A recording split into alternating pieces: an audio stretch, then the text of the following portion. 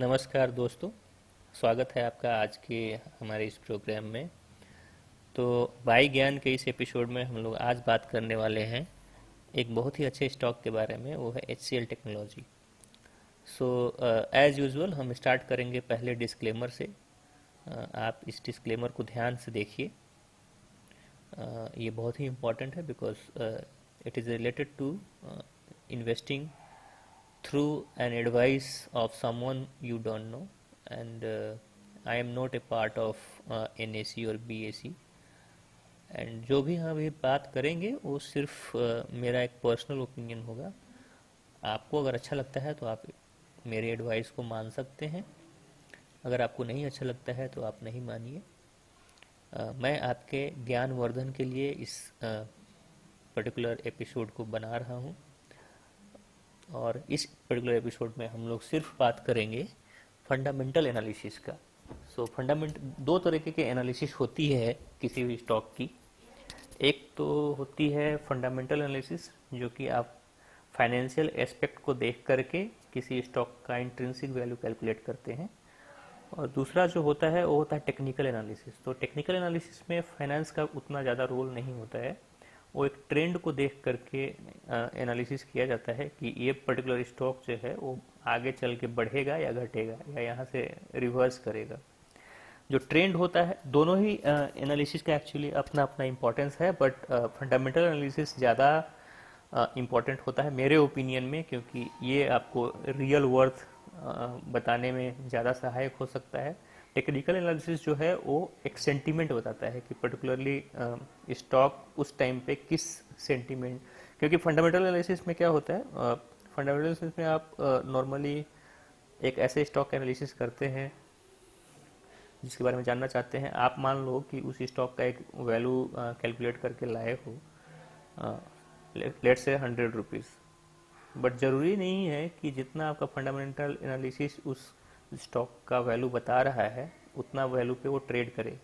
हो सकता है कि मार्केट सेंटीमेंट बहुत ही ख़राब है उस कंपनी का उस पर्टिकुलर टाइम पे, तो वो 100 रुपये का स्टॉक हो सकता है 10 रुपये में ट्रेड कर रहा हो। उस केस में हम लोग बोलते हैं कि this stock is under valued.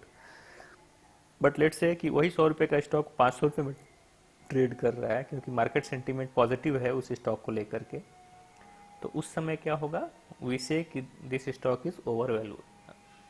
तो ये फंडामेंटल एनालिसिस जो है इंट्रिंसिक वैल्यू कैलकुलेट करने का एक अहम तरीका है, जिसे आप ये पता करते हैं कि जो हम पैसा देने वाले हैं स्टॉक को, वो वाकई में वर्थवाइल है या हम एक्चुअली ज़्यादा पे कर रहे हैं। तो फंडामेंटल एनालिसिस के कई तरीके हैं, उसमें से 3 तरीका जो है वो सबसे इम्पॉर्टेंट है, जो सबसे ज़्यादा प्रचलित होता है। एक होता है DCF मेथड। DCF मेथड जो होता है उसको बोलते हैं डिस्काउंटेड कैश फ्लो मेथड। दूसरा होता है मल्टीपल मेथड। तो मल्टीपल मेथड में हम लोग क्या करते हैं कि हम कंपेयर करते हैं सिमिलर कंपनीज को। DCF मेथड में सिमिलर कंपनीज को कंपेयर करने का तरीका नहीं है, वो actually intrinsic to that company होता है, उसी कंपनी के बारे में हम लोग पता करते हैं।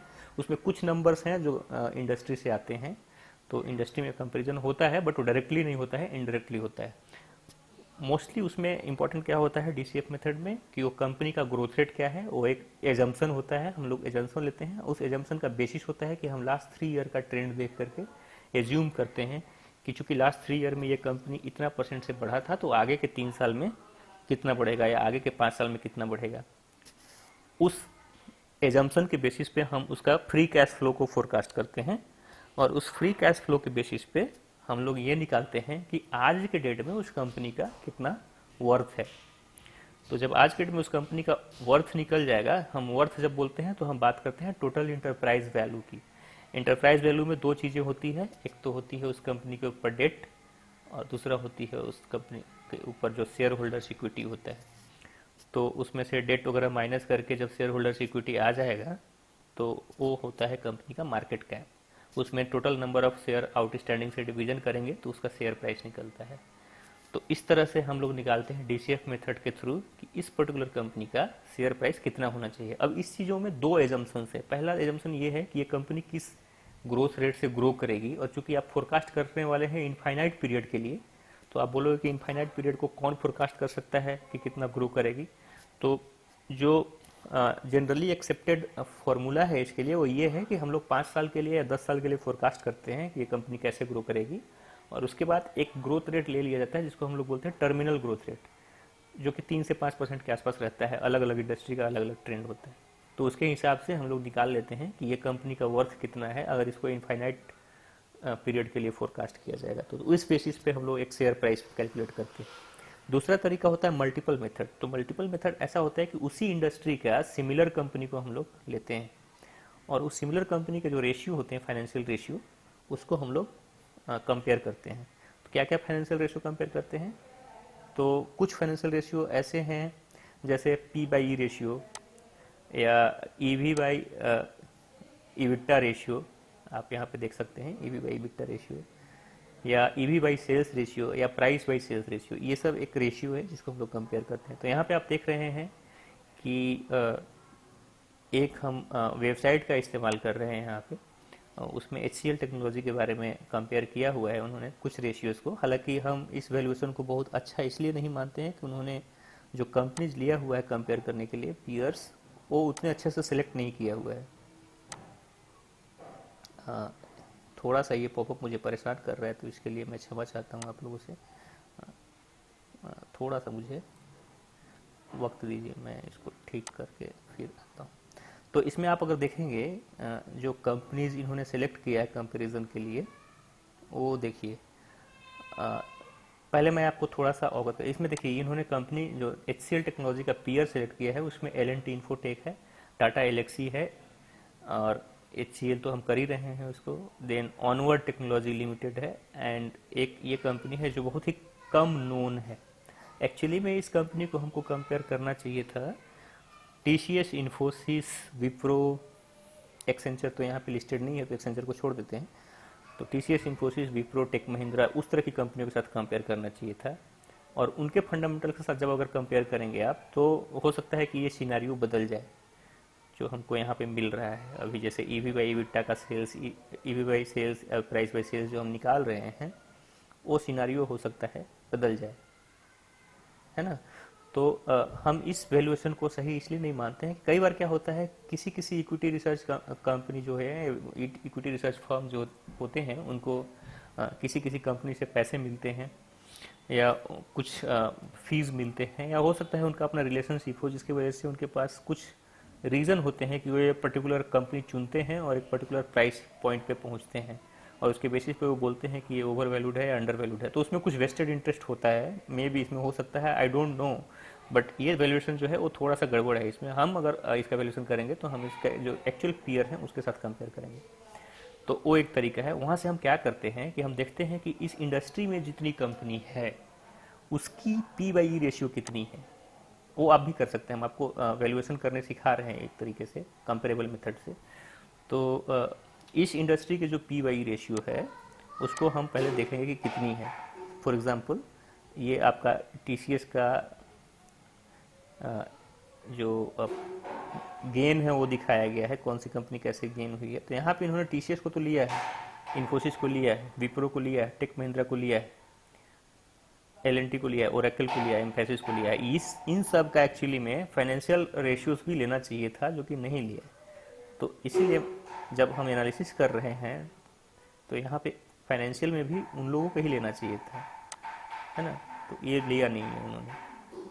अगर हमको लेना होगा तो आपको अगर जैसे लेना होगा तो आपको उनका लेकर के देखना चाहिए और कंपेयर करना चाहिए कि इस सारी कंपनियों का, जैसे यहाँ पे इन्होंने दिया है कि जो शेयर प्राइस वो कैसा परफॉर्म कर रहा है, उसी तरह से उनको ये देना चाहिए था कि ये सब इन सब कंपनियों का जो फाइनेंशियल रेशियोज हैं वो कैसा कर रहा है, और उसके बेसिस पे एक एवरेज या मीडियन लेना चाहिए था। मोस्टली लोग एवरेज लेते हैं। तो मान लीजिए हम 5 पीयर्स को लिए हैं, TCS, इन्फोसिस, HCL, विप्रो, टेक महिंद्रा, या L&T इन्फोटेक भी ले लिया मान लो। तो इन सब का मेरा पी बाई रेशियो कितना है, उसका एवरेज कितना है। अगर वो आ गया तो उसके बेसिस पे हमको इस कंपनी का अर्निंग पता है, इसका पी बाई रेशियो पता है, तो हम ये पता कर सकते हैं कि इंडस्ट्री के कंपैरिजन में ये कंपनी ओवर वैल्यूड है या अंडर वैल्यूड है। तो P by ratio is one. There are many other such ratios, financial ratio, जिसके बेसिस पे आप ये कैलकुलेट करते हैं कि ये कंपनी जो है कहाँ पे है अभी आज के डेट में वैल्यूएशन के टर्म में। तो उसके बेसिस पे हम लोग ये डिसाइड करते हैं कि whether this company is under valued और ओवर वैल्यूड। ओके, सो अभी आप लर्निंग के लिए इसी को मान लो कि सही है। तो इसमें जैसे इन्होंने बताया है कि फंडामेंटल स्कोर जो है इसको 5 दे रहे हैं आउट ऑफ 10 एंड 4.5 दे रहे हैं आउट ऑफ 10। वो इस बेसिस पे कि इसका return on capital employed, so R O C is return on capital employed. इसको कैलकुलेट करने का तरीका ये है कि उस कंपनी का लॉन्ग टर्म डेट को लीजिए और शेयर होल्डर सिक्योरिटी को लीजिए, उन दोनों को लेकर के जो कैपिटल आता है उस पर कितना ये कंपनी जनरेट करके आपको प्रॉफिट दे रही है। तो ईबिट दे रही है, in fact not profit. EBIT is earning before interest and tax. तो earning before interest and tax divided by total long term debt plus share holder security is something which is called return on capital employed. ये बताता है कि एक particular जो industry, ये particular जो business है वो 1 रुपया कमाने के लिए कितना रुपया लगाता है। ओके, तो 4.1 का मतलब है दिस इज 4.1 इज परसेंटेज में है, सो 4.1% इसका रिटर्न ऑन कैपिटल पर 100 रुपये लगा करके 4.1 रुपीज जनरेट करता है। कंपनी का साइज इन्होंने दिया है 0.4। अब इसका ये हो सकता है कि इन्होंने एक मल्टीपल में करके रखा हुआ है। This I actually need to understand कि ये क्या है, तो अभी मैं इसके बारे में नहीं बोलूँगा। प्रॉफिट मार्जिन जो इन्होंने दिया है वो 3.8% दिया है। आई थिंक ये एक स्केल पे है, so this is I will talk about this later one. ये एक स्केल के ऊपर है, आई थिंक 0 to 10 के स्केल पे दिया हुआ है, तो हम लोग इसको छोड़ देते हैं। आगे चलते हैं। आगे आप देखिए यहाँ पे पी बाई रेशियो इन्होंने दिया है 31.59। पी बाई बी रेशियो जो है वो बोलते हैं इसको price by book value ratio, this is 3.05। इसका मतलब ये है कि जो बुक वैल्यू के साथ अगर कंपेयर करेंगे तो इसका प्राइस कहाँ पे है। तो ये उतना इम्पोर्टेंट नहीं है, ये भी एक तरीका है चेक करने का, बट हर केस में ये सही नहीं हो सकता। स्पेशली अगर कोई एक्विजिशन होता है तो उस केस में ये रेशियो गड़बड़ हो सकता है। क्यों? क्योंकि कभी कभी एक्विजिशन में आप एक कंपनी को एक्वायर करते टाइम बहुत ज़्यादा प्राइस पे करते हैं और वो गुडविल में चला जाता है। जब वो गुडविल में चला जाता है तो बुक वैल्यू अलग रिफ्लेक्ट करता है। तो इसी को सही करने के लिए कभी कभी कंपनी राइट ऑफ करती है अपनी बुक के ऊपर से एसेट का। तो ये हमेशा काम नहीं आता, आपको समझना होगा कि पी बाई बी रेशियो कब यूज़ करना है, उसके लिए हम अलग से एक एपिसोड करेंगे। बट आप पहले ये समझिए कि पी बाई रेशियो क्या है। ये पी बाई रेशियो जो है उस कंपनी का प्राइस टू अर्निंग रेशियो है। इसका मतलब ये है कि ये जो मार्केट कैप जो है टोटल कंपनी का divided by total net income जो होता है उसी को पी बाई रेशियो बोलते हैं। नेट इनकम जो प्रॉफिट की बात यहाँ पे हो रही है, इसको अलग तरीके से निकालने का तरीका ये है कि टोटल शेयर प्राइस जो है उस कंपनी का, शेयर प्राइस को अगर अर्निंग पर शेयर से मतलब share price divided by earning per share करेंगे तो भी यही नंबर आएगा। ये दोनों एक ही नंबर होता है। अब इन सब के बेसिस पे इन्होंने क्या निकाला है कि ये कंपनी जो है अपने फेयर वैल्यू से कहाँ पे है। ठीक है, तो वो कैसे बोल रहे हैं, इन्होंने अपने इन जो पीयर इन्होंने सिलेक्ट किया है उसके बेसिस पे इन्होंने ईबी बाई ईबिटा जो निकाला है वो बोल रहे हैं कि इसका जो फेयर वैल्यू है उससे ये -7% पे ट्रेड कर रहा है। ईबी बाई सेल्स जो है 25% पे कर रहा है एंड प्राइस बाई सेल्स 83% पे कर रहा है। और over the period of time आप यहाँ पे आप देख सकते हो कि ये जो शेयर प्राइस है वो कैसे रिफ्लेक्ट कर रहा है। बट आप इसको मत मानो कि एग्जैक्टली यही है जो आगे चल के हमको देखना है, क्योंकि इन्होंने सही कंपनी सेलेक्ट नहीं किया हुआ है, तो ये भी गड़बड़ हो सकता है। तो आपको अपने से करना होगा ये सब चीज़। ठीक है, मैं आपको बस मेथड सिखा रहा हूँ कि आपको कैसे करना है एनालिसिस। तो ये over a period of time, तो लास्ट 10 ईयर्स में ये कंपनी का स्टॉक कैसे फ्लक्चुएट हुआ है, कब ओवर वैल्यूड रहा कब अंडर वैल्यूड रहा, वो दिखाया है। तो आज के डेट में वो दिखा रहा है कि स्टॉक 25% ओवर वैल्यूड है। वो हम लोग बात करेंगे, आपको मोटा मोटी आइडिया देंगे कि ये स्टॉक ओवर वैल्यूड है या अंडर वैल्यूड है। एग्जैक्ट नहीं दे पाएंगे क्योंकि अभी तक हमने उस पर काम किया नहीं है एनालिसिस। अब आइए नीचे, हम लोग नीचे देखेंगे। तो आई थिंक नीचे हम अभी इसको छोड़ दे रहे हैं। Let us move to the actual numbers, जो HCL का नंबर्स है, तो वहाँ से आपको बहुत सारा आइडिया मिल जाएगा। तो जब भी हम किसी कंपनी का फंडामेंटल एनालिसिस करते हैं तो उसमें 3 चीज़ें इंपॉर्टेंट होती हैं। एक होती है इनकम स्टेटमेंट जिसको प्रॉफिट लॉस स्टेटमेंट भी बोला जाता है। दूसरा होता है बैलेंस शीट, जिसको कि हम लोग जो एक्चुअली एक टाइम में आप समझ लो कि आप कहीं जा रहे हो उसका एक फोटोग्राफ है बैलेंस शीट। तो हर साल हम एक फोटोग्राफ खींचते हैं, वो बताता है कि कंपनी अभी कौन से स्टेट में है। इनकम स्टेटमेंट जो बताता है वो कंपनी का 1 साल का अर्निंग। और कैश फ्लो स्टेटमेंट जो है वो कंपनी को ये बताता है कंपनी का कि वो कितना कैश जनरेट कर रहा है। उसके बाद जो इंपॉर्टेंट आइटम है वो है रेशियोज, फाइनेंशियल रेशियो। इसमें बहुत सारे और भी फाइनेंशियल रेशियो हैं जिसके बारे में हम बात करेंगे, अभी आपको 3 दिख रहे हैं, हम एक एक करके बाकी भी दिखाएंगे। उसके बाद शेयर होल्डिंग पैटर्न ये बताता है कि कौन सा शेयर होल्डर उसमें कितना अपना स्टेक रखा हुआ है और कंपनी किसके थ्रू कंट्रोल हो रही है। तो ये सब चीज़ें इंपॉर्टेंट है, आपको जब भी स्टॉक सेलेक्ट करना होता है तो इन सब चीज़ों को देखना चाहिए फंडामेंटल एनालिसिस में। पहला हम देखेंगे कि ये प्रॉफिट लॉस क्या है और किस तरह की कंपनी का परफॉर्मेंस है। तो अगर आप देखोगे ट्रेलिंग 12 मंथ जो है उसका यहाँ पे आपको दिखा रहा है सेल्स 74,325।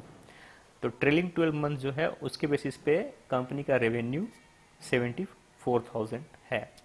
ठीक है, अगर आप क्वार्टर वाइज देखोगे तो क्वार्टर वाइज ये अभी रिसेंटली मार्च 2020 का 70,676, ये एक साल का है। आई थिंक क्वार्टर वाइज नहीं है, ये ईयर वाइज है, तो हर ईयर का ये दिया हुआ है यहाँ पे। और ट्रेलिंग 12 मंथ मतलब अगर हम आप देखोगे मार्च 2020 है और हम लोग अभी 2021 में बात कर रहे हैं, तो आज 20/3/2021 है। तो 20/3/2021 मतलब 20/3/2020 से लेकर के 20/3/2021 के बीच में वो कैलकुलेट कर रहा है। एग्जैक्टली 20/3 तो नहीं लेगा, वो क्या लेगा कि लास्ट ईयर मतलब फरवरी टू फरवरी का डेटा लिया हुआ है यहाँ पे ट्रेडिंग 12 मंथ का, उसके बेसिस पे। या हो सकता है कि ये क्वार्टरली रिजल्ट उठाया हो, तो मतलब दिसंबर टू दिसंबर का लिया हुआ, क्योंकि फरवरी टू फरवरी का डेटा कोई भी कंपनी रिलीज नहीं करती है। जब भी फाइल करती है तो क्वार्टरली रिजल्ट फाइल करती है, तो ये ट्रेलिंग 12 मंथ में हमेशा क्वार्टरली रिजल्ट रहेगा। अब यहाँ से आपको ये एक्सपेंसेस है उस कंपनी के जो खर्चे होते हैं, देन इससे क्या निकल के आ रहा है ऑपरेटिंग प्रॉफिट, ये कंपनी कितना ऑपरेटिंग प्रॉफिट कर रही है, और यहाँ से ऑपरेटिंग प्रॉफिट मार्जिन निकल के आ रहा है, मतलब 27% आपको ऑपरेटिंग प्रॉफिट मार्जिन दिख रहा है। तो आपको ये देखना है कि ये ओवर ए पीरियड कैसे परफॉर्म किया। देखिए 18% 2009 में कंपनी परफॉर्म कर रही थी ऑपरेटिंग प्रॉफिट मार्जिन, जो कि धीरे धीरे धीरे धीरे इंप्रूव करके 27% पे आ गया। अभी इसमें कुछ नहीं है, ओनली सेल्स एंड एक्सपेंसेस है। इसका मतलब ये है कि कंपनी या तो अपने सर्विसेज के लिए ज़्यादा प्राइस चार्ज करके इतना सेल्स बढ़ाया है, या अपना कॉस्ट को कम किया है। इसमें एक और चीज़ इंपॉर्टेंट होता है, जब company over a period of time grow करती है तो स्केल इफेक्ट के वजह से उसको कॉस्ट रिडक्शन का मौका मिलता है, मतलब कॉस्ट कम कर सकती है क्योंकि स्केल बड़ा हो जाता है। एग्जाम्पल के लिए मान लो कि आप 2 आदमी के लिए समोसा बना रहे हो, तो आपको खर्च थोड़ा सा ज़्यादा आएगा पर मैन पावर पर मैन, बट अगर वही 100 आदमी के लिए बनाओगे तो खर्च कम हो जाएगा। इसको बोलते हैं स्केल इफेक्ट। तो कंपनी के साथ भी ऐसा होता है, अगर कंपनी छोटी है तो उसमें कॉस्ट रिडक्शन करने के अपॉर्चुनिटी कम होते हैं, बट जैसे जैसे कंपनी बड़ी होती है तो स्केल की वजह से कॉस्ट धीरे धीरे कम होते लगता है। इसमें इसका भी कुछ रोल होगा, प्लस बहुत सारी कंपनी अपना इंटरनल कॉस्ट रिडक्शन इनिशिएटिव लेती है जिसमें कॉस्ट कम होती है। दूसरा चीज़ ये भी हो सकता है कि चूंकि लॉकडाउन में बहुत सारे ऑफिसेस बंद थे, तो उसका भी कुछ इसमें इम्पैक्ट दिखेगा, क्योंकि आप अगर देखोगे लास्ट 4 ईयर में तो ये करीब करीब 23%, 21%, 22%, 22%, 23%, मतलब मोटा मोटी 21 से 24% के बीच में वेरी कर रहा था, बस इस साल 3% इंक्रीज कर गया अचानक से। तो इसमें हो सकता है कि ये पेंडेमिक की वजह से जो ऑफिसेज बंद हुए हैं उसमें भी कुछ कॉस्ट रिडक्शन का अपॉर्चुनिटी मिला होगा कंपनी को, वहाँ से भी कॉस्ट रिडक्शन हुआ है। तो आप अगर देखोगे तो ऑपरेटिंग मार्जिन जो है कंपनी का बहुत अच्छा इंप्रूव हुआ है। 18% से 27% इज करीब, इट्स अप्रॉक्सीमेटली 50% इंप्रूवमेंट, राइट। तो 50% इंप्रूवमेंट अगर ऑपरेटिंग प्रॉफिट मार्जिन का हुआ लास्ट 10 ईयर्स में, तो कंपनी बहुत अच्छा कर रही है इन टर्म्स ऑफ ऑपरेशंस।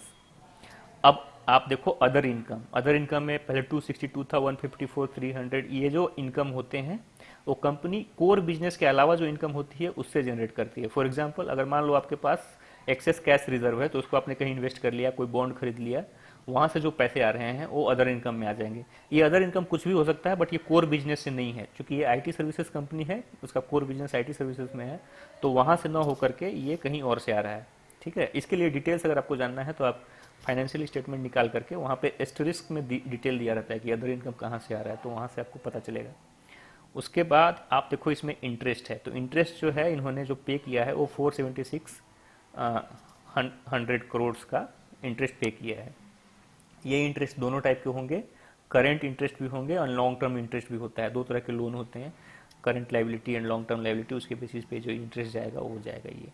ठीक है, देन इसमें डिप्रिसिएशन जो है, जो इनके एसेट हैं डिप्रिशिएट करते हैं, वो पोर्शन यहाँ पे आया है। इसमें कुछ पोर्शन एमोर्टाइजेशन का भी होगा, क्योंकि ये कंपनी के बहुत सारे आईपी होंगे, अपने सॉफ्टवेयर प्रोडक्ट होंगे जो कि एमोर्टाइज होते हैं over a period of time, वो भी इसमें इंक्लूड होता है। तो इन सब को घटाने के बाद जो नंबर आएगा उसको बोलते हैं प्रॉफिट बिफोर टैक्स। तो टैक्स देने से पहले जो प्रॉफिट आया है वो है 16,371 करोड़। ये इन्होंने लास्ट 12 मंथ में कमाया है। अगर आप लास्ट फाइनेंशियल ईयर का देखोगे तो 13,980 करोड़। दैट मीन्स कि कंपनी ग्रो कर रही है ओवर ए पीरियड टाइम। ये 1600 करोड़ से शुरू किया था, 16,000 करोड़ तक पहुंच गया लास्ट 10 ईयर्स में। तो company has grown very well. अगर आप देखोगे तो कंपनी के फंडामेंटल्स काफ़ी अच्छे हैं। कंपनी के फंडामेंटल्स जानने का एक और तरीका है, वो उसको बोलते हैं पेट्रोस्की स्कोर। वो पेट्रोस्की स्कोर आप देखोगे तो कई सारे वेबसाइट्स पे मिल जाते हैं, वहाँ से आपको पता चलेगा कि 1 to 10 के स्केल में कंपनी कहाँ पे है। वो एक बताता है कि स्ट्रेंथ क्या है कंपनी का। अगर फाइनेंशियली स्ट्रॉन्ग कंपनी रहेगी तो पेट्रोस्की स्कोर करीब करीब 10 के आसपास रहता है। फाइनेंशियली पुअर कंपनी का पेट्रोस्की स्कोर क्लोज टू 1 और 2 या 1 और 3 के बीच में रहेगा। अब आप देखोगे टैक्स रेट, तो ये कंपनी के हाथ में नहीं होता है, ये कई बार गवर्नमेंट डिसाइड करती है। तो टैक्स रेट आप अगर देखोगे तो परसेंटेज टर्म्स में कभी 18%, कभी 14%, 23%, 24% ऐसे पे किया हुआ है उन्होंने। अब आप बोलोगे कि इतना टैक्स वेरिएशन कैसे है, तो ये इसलिए है कि ये कंपनी ग्लोबल कंपनी है और कई सारे देश में सर्विसेज प्रोवाइड करती है। अब ये जो टैक्स है जहाँ से ये ऑपरेट कर रही है, जहाँ पे ट्रांजेक्शन हो रहा है, उसके ऊपर ये डिपेंड करता है। तो अगर आप मान लो यूरोप में ऑपरेट कर रहे हो तो ज़्यादा टैक्स पे करोगे, अगर आप अफ्रीका में ऑपरेट कर रहे हो तो कम टैक्स पे करोगे। तो उसके बेसिस पे कहाँ से कौन सा कॉन्ट्रैक्ट आया है उसके बेसिस पे ये टैक्सेस चेंज होते रहते हैं, राइट। उसके बाद आया नेट प्रॉफिट। तो अगर आप टैक्स घटा दोगे इसमें से तो नेट प्रॉफिट आएगा। तो इसमें से उन्होंने टैक्स घटा करके नेट प्रॉफिट लाया है इतना 11,000 करोड़, ठीक है। तो अभी यहाँ पे उसी रेशियो में इन्होंने ले लिया है, इसलिए 13,000 करोड़ दिखाया है। बट कितना टैक्स रेट है वो नहीं दिखाया, क्योंकि लास्ट 12 मंथ में ऐसा इसमें शो नहीं किया गया। आप मान लो इस नंबर को 11,000 करोड़, तो ये आपका नेट प्रॉफिट है। इस नेट प्रॉफिट को नंबर ऑफ शेयर्स आउटस्टैंडिंग से डिवाइड करोगे तो आ जाएगा अर्निंग पर शेयर, मतलब एक शेयर कितना अर्न कर रहा है, तो 14.75 रुपीज़ है, ठीक है। अब यहाँ पे over a period of time company ने डिविडेंड कैसा दिया है वो देखिए। तो बोल रहा है 36%, 22%, 31%। ये सब जो परसेंटेज है ये फेस वैल्यू पे कैलकुलेट होता है किसी भी कंपनी का डिविडेंड का।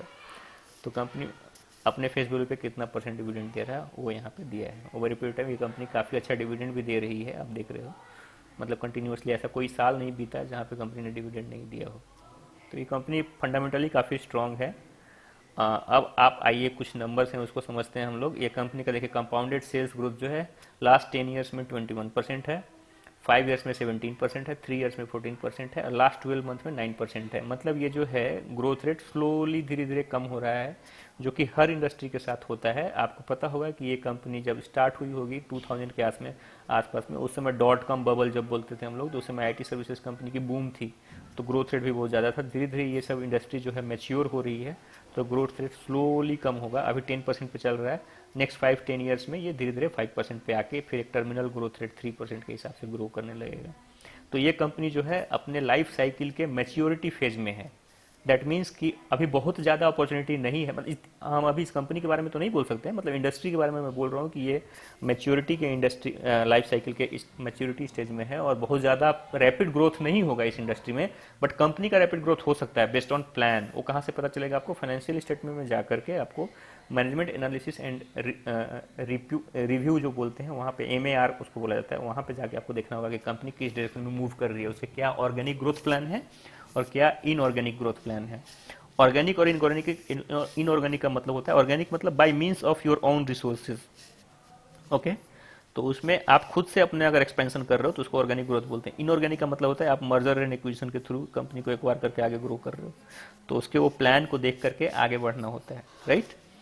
इनऑर्गेनिक ग्रोथ के अपॉर्चुनिटी जो होते हैं कंपनी नियर टर्म में अनाउंस करती है, तो आपको हो सकता है कि उसके बहुत सारे डिटेल्स MAR में नहीं पता चलेंगे, बट ऑर्गेनिक ग्रोथ बहुत पहले से प्लान होता है, तो उसके आपके डिटेल्स आपको मिल जाएंगे।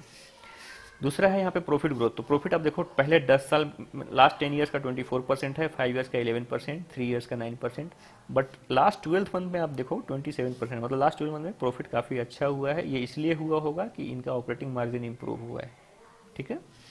देन स्टॉक प्राइस कैसे मूव किया है? तो स्टॉक प्राइस जो है करीब करीब प्रॉफिट के साथ ग्रो करता है। एक थंब रूल है, आपको मैं बताता हूँ। तो अगर आप देखो 24%, अगर कंपनी फेयरली वैल्यूड है, तो फेयर वैल्यूड अगर कंपनी होगी तो जैसा उसका प्रॉफिट ग्रो करेगा स्टॉक प्राइस भी उसी के हिसाब से ग्रो होना चाहिए।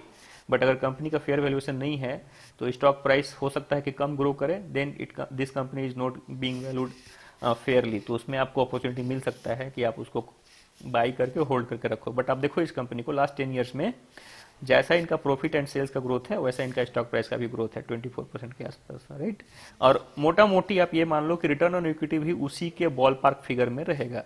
तो आप ये देखो रिटर्न ऑन इक्विटी भी 27% के आसपास ही है। दैट मीन्स कि ये company over a period of time Fairlie valued है जहां भी देखोगे आप। इसमें आपको अपॉर्चुनिटी देखना होता है कि एक इमीडिएट टर्म में ये वैल्यू चेंजेस हो रहे हैं क्या, क्योंकि सेंटीमेंट के बेसिस पे हो सकता है कि ये वैल्यू नीचे आ जाए, ऊपर हो जाए, तो उसके बेसिस पे आप डिसाइड कर सकते हो कि कब हमको उस स्टॉक में एंटर करना है, कब उससे एग्जिट लेना है, राइट। 5 ईयर में देखो ये भी 17% है, ये 11% है, बट ये देखो मोटा मोटी 18% है, यहाँ पे ये 25% है। तो थोड़ा बहुत वेरिएशन हो सकता है, बट हम आपको एक थंब रूल बता रहे हैं कि आपको कैसे वैल्यू को देखना होता है, राइट। अब जैसे आप यहाँ देखोगे 116%, ये थोड़ा सा अनयूजुअल है। देखिए अगर ट्रेलिंग 12 मंथ आप देखेंगे 27% से प्रॉफिट ग्रोथ हुआ है, तो शेयर प्राइस भी 27% से ग्रोथ होना चाहिए था, राइट। बट ये 116% ग्रोथ करके आए, ऐसा कैसे हुआ, आप ये सवाल पूछोगे। तो इसका रीज़न ये है कि आप लास्ट 12 मंथ में याद करो, पैंडेमिक की वजह से शेयर प्राइस क्रैश कर गया था अचानक से।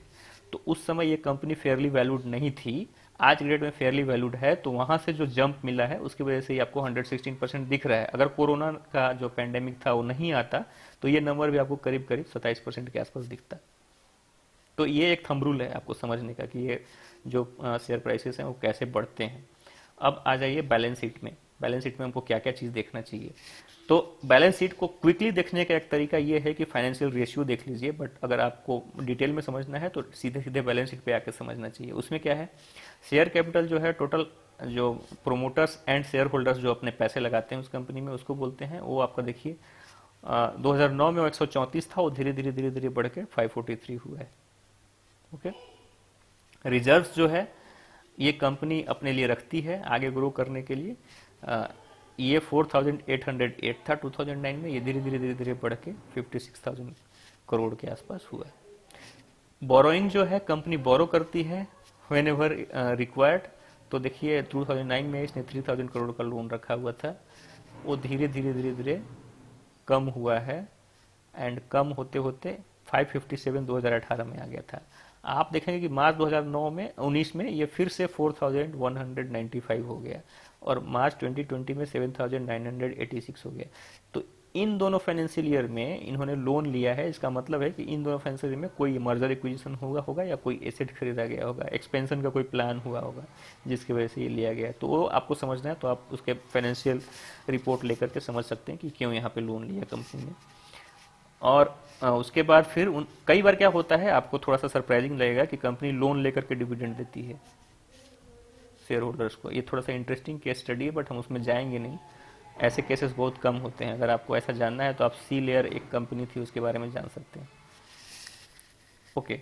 सो उसके बाद फिर अदर लाइबिलिटीज है। वो अदर लाइबिलिटी क्या होता है, जैसे अकाउंट पेएबल। अकाउंट पेएबल है जैसे आपने किसी कॉन्ट्रैक्टर को हायर किया हुआ है बट उसके पैसे नहीं चुकाए हैं, तो वो आपको अदर लाइबिलिटी में रिफ्लेक्ट करेगा। तो उस तरह के जो लाइबिलिटीज हैं वो सब आपको देखिए ओवर ए पीरियड, क्योंकि कंपनी ग्रो कर रही है, बड़े साइज की होते जा रही है, तो अदर लाइबिलिटीज भी धीरे धीरे बढ़ेगी। इस साल हालांकि कम है। ओके। देन अब ये टोटल लाइबिलिटी है, सबको सम करके निकालते हैं, इतना है। देन अब एसेट देखिए, क्योंकि ये आईटी सर्विसेज कंपनी है, एसेट बहुत ज़्यादा तेजी से नहीं बढ़ सकता है, स्लोली बढ़ता है। यही अगर मैन्युफैक्चरिंग होता तो एसेट बहुत एक सिग्निफिकेंट पार्ट होता। बट हाँ, एसेट बढ़ेगा, क्योंकि जो भी आप शेयर कैपिटल में डाल रहे हो वो अल्टीमेटली उसको एसेट में रिफ्लेक्ट होना है। अब फर्क ये होता है कि कुछ टेंजिबल एसेट्स होते हैं, कुछ इनटेंजिबल एसेट्स होते हैं। आईटी कंपनीज में हो सकता है कि ये सब एसेट्स जो है इनटेंजिबल हो जाएं सॉफ्टवेयर के फॉर्म में। मैन्युफैक्चरिंग कंपनी होती तो ये प्लांट प्रॉपर्टी एंड इक्विपमेंट, जिसको पीपीई बोला जाता है, उसमें ये रिफ्लेक्ट करती। तो मैन्युफैक्चरिंग कंपनी में ये फिक्स्ड एसेट जो है उसके डिटेल्स होते हैं। जैसे यहाँ भी हम अभी क्लिक करेंगे तो यहाँ पे डिटेल आएगा।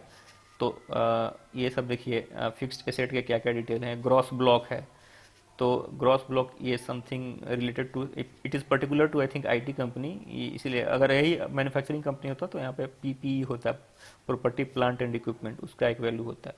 एक्यूमुलेटेड डिप्रिसिएशन जो होता है वो एक्यूमुलेट होता है, वो इसको एसेट के रूप में दिखा सकते हैं आप, इसलिए उन्होंने एसेट के रूप में दिखाया है। और ये है इंटेलेक्चुअल प्रॉपर्टी आई थिंक, इसलिए इन्होंने धीरे धीरे इसको अलग अलग टाइम पे अलग अलग दिखाया हुआ है। देन इन्वेस्टमेंट है, जो इनके इन्वेस्टमेंट हैं वो फिक्स्ड एसेट के रूप में दिख रहे हैं यहाँ पे, वो इस तरह से दिख रहे हैं, एंड देन अदर एसेट्स। सो ये एसेट देखने का तरीका है। यहाँ पे टोटल एसेट्स है, तो जब भी बैलेंस शीट बनता है तो उसमें हम लोग क्या दिखाते हैं, asset is equal to liabilities plus share holders equity. मतलब जो भी पैसा है वो या तो शेयर होल्डर्स लाएंगे या बैंक या कहीं से आप कर्ज लेंगे, that will be part of liability, and share holder का जो पैसा होगा that will be part of share holders equity. ये दोनों को मिल करके एसेट में कन्वर्ट होना है, that will be part of asset. So the equation is asset equal to liability plus share holders equity.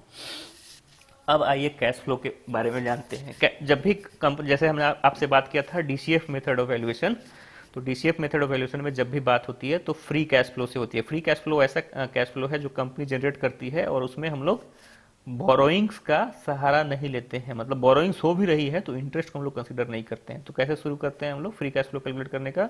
उसका तरीका है कि ईबिट में आप डिप्रिसिएशन एंड एमोर्टाइजेशन को जोड़िए, क्योंकि depreciation and amortisation is not an actual cash outflow, तो उसको हम लोग जोड़ते हैं। एंड देन उसमें टैक्स को हटाइए, क्योंकि tax is an actual outflow.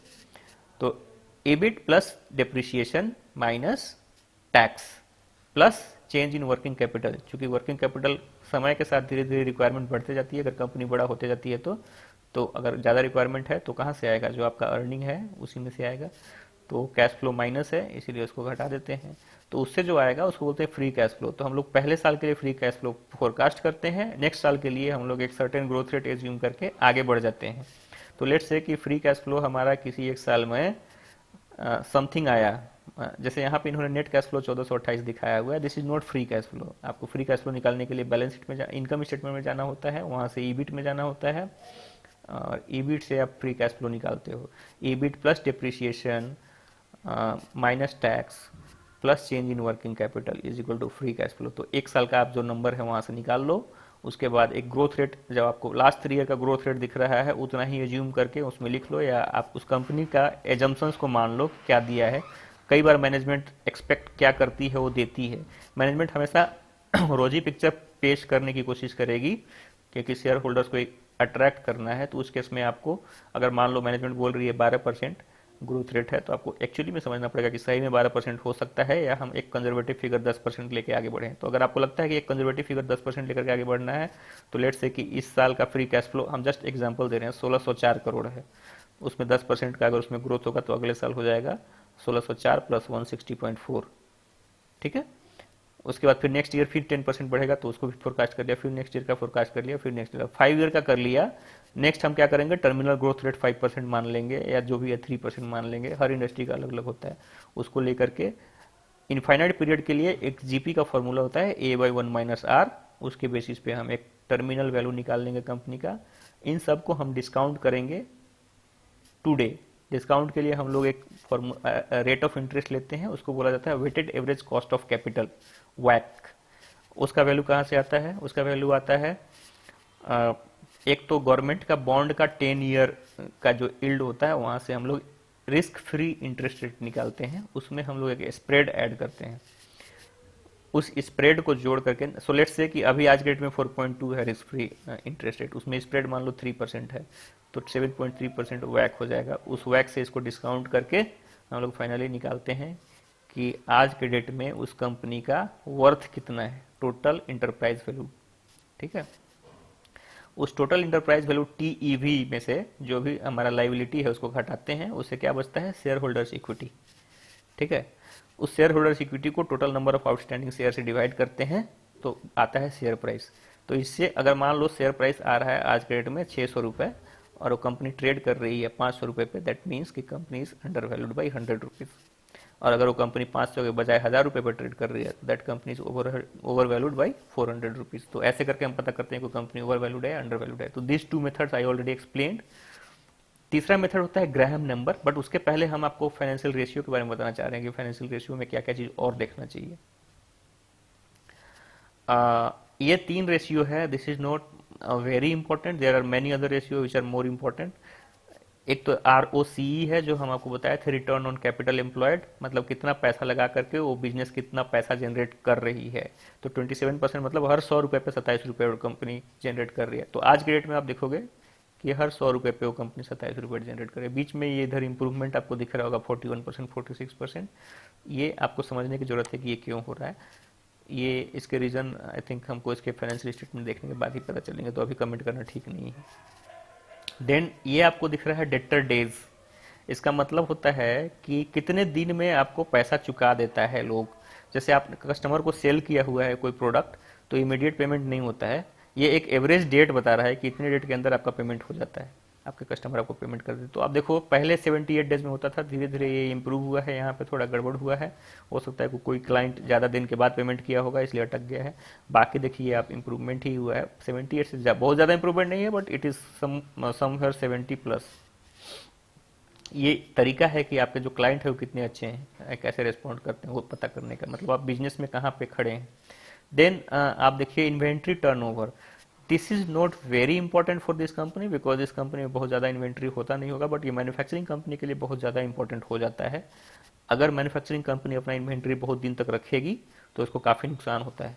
तो इसीलिए ये इन्वेंट्री टर्नओवर जो है दैट शोज कि आप कितने दिनों में इन्वेंट्री, जैसे मान लो कि आपके पास 100 टीवी है जिसको बेचना है, तो अगर ये 10.97 दिखा रहा है दैट मीन्स कि इतने मंथ में आप उस 100 टीवी को बेच देते हो, या इतने डेज में। इनफैक्ट ये इसमें देना चाहिए कि ये डेज है या मंथ है।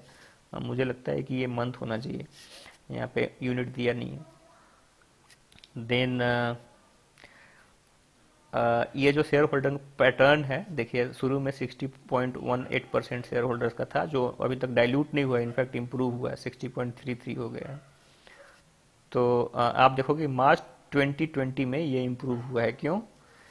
इसका रीज़न ये है कि जब पेंडेमिक आया था, देखिए यहाँ पे 59.98 था, मार्च 2020 में शेयर होल्डर्स ने कुछ शेयर बाईबैक किया होगा उस वक्त, प्रोमोटर्स ने, क्योंकि उनको अपॉर्चुनिटी दिखा कि ये शेयर मेरा अंडर वैल्यूड है तो इसको बाईबैक कर लेते हैं। उससे अपना उनका शेयर होल्डिंग कम पैसे पे ज़्यादा शेयर होल्डिंग बढ़ गया, और बाद में जब वैल्यूएशन फिर से इंप्रूव हो गई तो उनको प्रॉफिट हो गया। तो this is something that has been done during March. ये कई सारी कंपनियों ने किया था, जब अपॉर्चुनिटी दिखा तो उन्होंने बाईबैक किया था शेयर। फाइनेंशियल इंस्टीट्यूशंस जो हैं, ये एफआईआईज को बोलते हैं, फॉरेन इंस्टीट्यूशनल इन्वेस्टर्स। आप डिटेल में जाकर देख सकते हैं कि इसमें किसका किसका कितना है।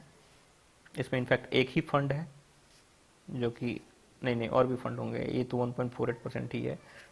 उसी तरह से डीआईआईज जो है, डोमेस्टिक इंस्टीट्यूशनल इन्वेस्टर्स हैं। गवर्नमेंट का इसमें कितना परसेंट है वो भी आपको दिख रहा है, गवर्नमेंट का भी कुछ शेयर होल्डिंग है। गवर्नमेंट में आपको डिटेल में जानना है, आई थिंक इसमें ज़्यादा डिटेल नहीं दिया है। देन पब्लिक का इसमें जो शेयर होल्डर 3.4% से लेके अभी 4.46% पे है।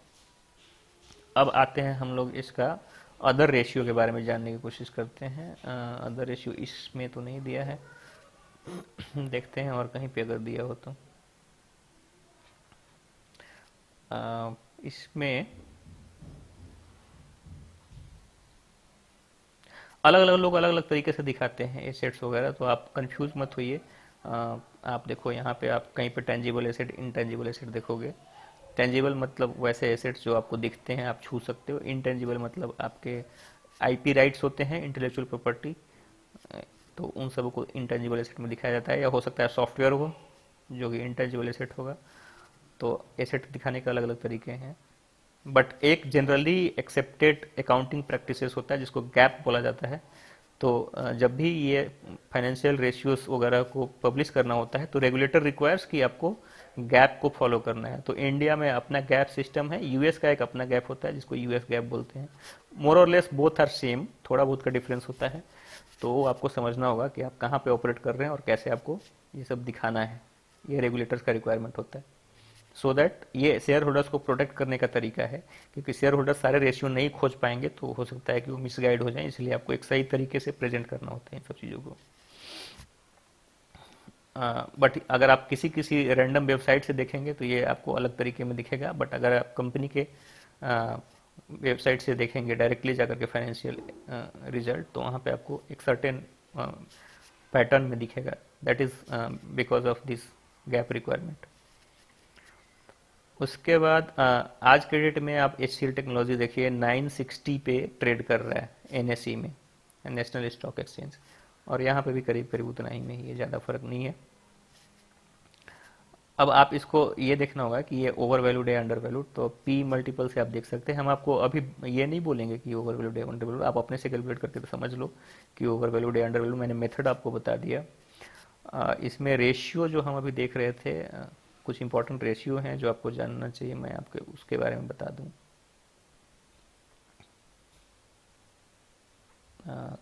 थोड़ा सा मुझे समय दीजिए, मैं देखना चाहता हूँ कि इसमें कहाँ दिया है।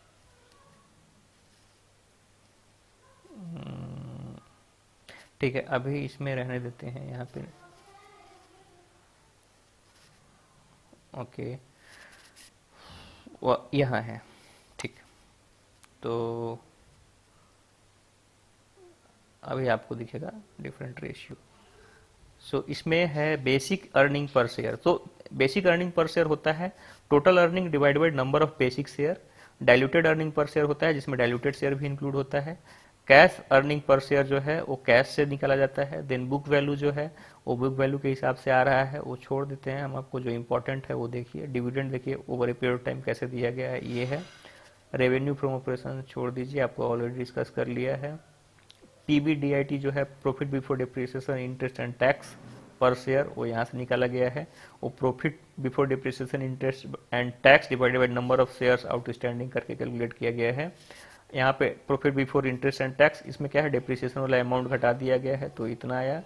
देन प्रॉफिट बिफोर टैक्स, तो इसमें इंटरेस्ट घटा के लाया गया है। देन नेट प्रॉफिट पर शेयर यहाँ से आया है। ये सब उतना इंपॉर्टेंट नहीं है, आपको इसको जानना है कि ये एक इंपॉर्टेंट नंबर है। देन यहाँ से आपको मार्जिन दिखेगा कि कितना परसेंट मार्जिन है और कहाँ पे कंपनी को ज़्यादा नुकसान होती है।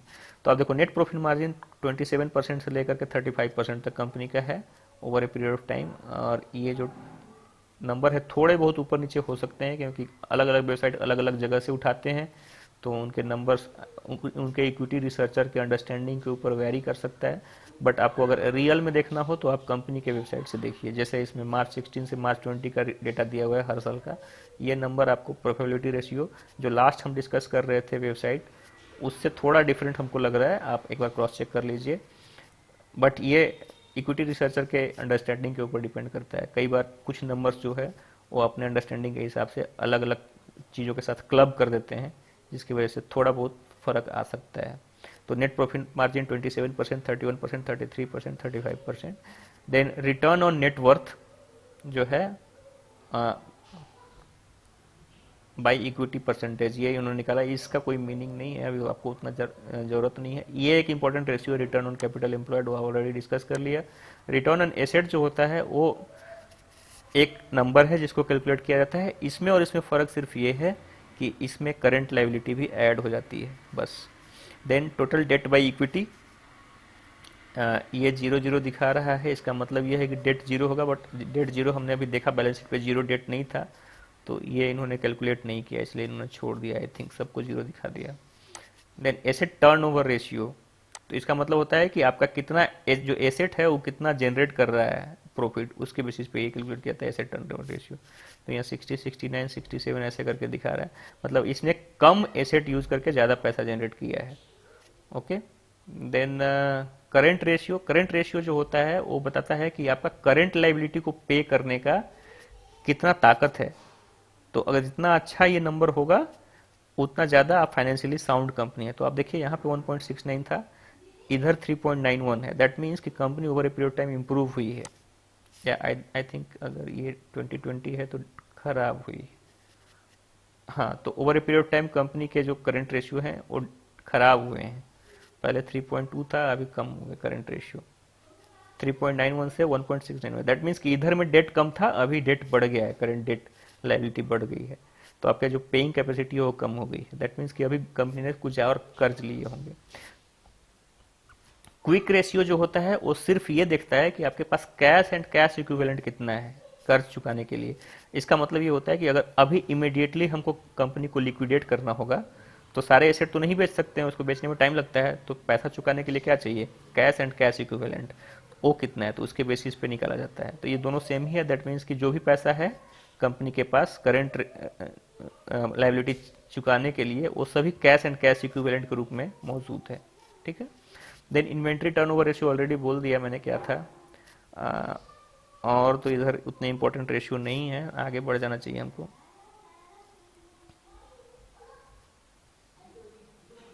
हाँ, इंटरप्राइज वैल्यू जो है वो होता है कि उस कंपनी को बेचेंगे या किसी आदमी को, जैसे मान लो कि आज आपको उस कंपनी को खरीदना होगा तो कितना पैसा चुकाना होगा। तो आज आपको उस कंपनी को खरीदने के लिए 1,17,446 करोड़ चुकाना होगा।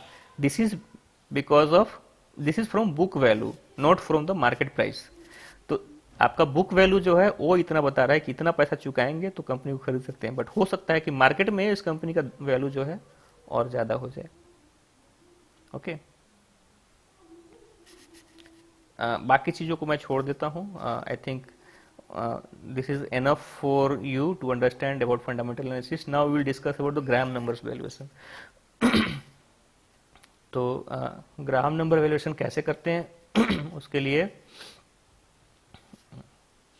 आई थिंक ग्राहम नंबर के लिए मुझे एक और एपिसोड करना चाहिए, क्योंकि ऑलरेडी हमने आपका 45 मिनट्स टाइम ले लिया है। So I will make another video on Graham number valuation. So I am stopping it here.